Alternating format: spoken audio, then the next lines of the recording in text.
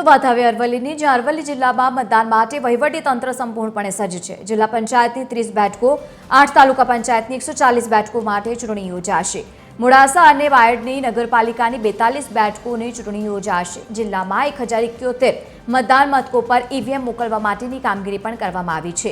3118 ઈવીએમની ફાળવણી થઈ છે અને કુલ 7.62 લાખ મતદારો મતદાન કરવાના છે। તો બીજી તરફ 6124 પોલિંગ સ્ટાફ અને સાથે જ 1560નો પોલીસનો કાફલો પણ તૈનાત કરવામાં આવ્યો।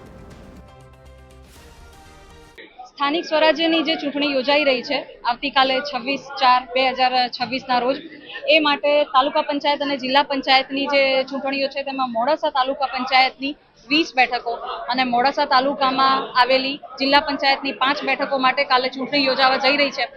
ત્યારે 154 બૂથ ઉપર ચૂંટણીની ખૂબ તડામાર તૈયારીઓ ચાલી રહી છે અને વહીવટીતંત્ર આ ચૂંટણીઓ માટે તમામ રીતે સુસજ્જ છે। 1050 જેટલો પોલિંગ સ્ટાફ છે અને તેના સિવાય બીજા 101 જેવા અહીંયા ડિસ્પેચિંગ સ્ટાફ પણ કાર્યરત છે અને તે માટે વહીવટીતંત્રએ તમામ જમવાની, પાણીની તમામ સુવિધાઓ ઉપલબ્ધ કરાવી છે।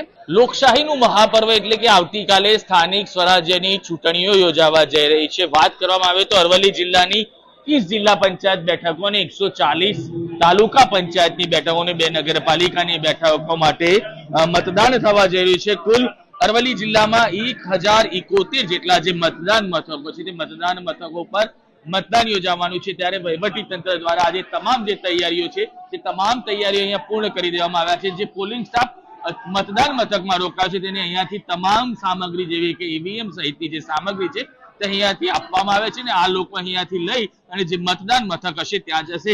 અરવલ્લી જિલ્લાની વાત કરવામાં આવે તો કુલ 6000 થી વધુ કર્મચારીઓ આ ચૂંટણી પ્રક્રિયામાં રોકાયા છે। 300 જેટલા સંવેદનશીલ મથકો છે અને 7 જેટલા અતિ સંવેદનશીલ મથકો આ જે ચૂંટણી યોજાવા જઈ રહી છે તેમાં પોલીસ દ્વારા રાખવામાં આવ્યા છે।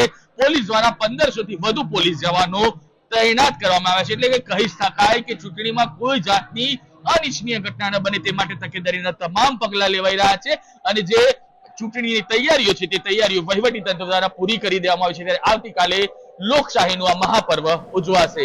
સમીર બરોટ, TV13 ગુજરાતી, અરવલ્લી।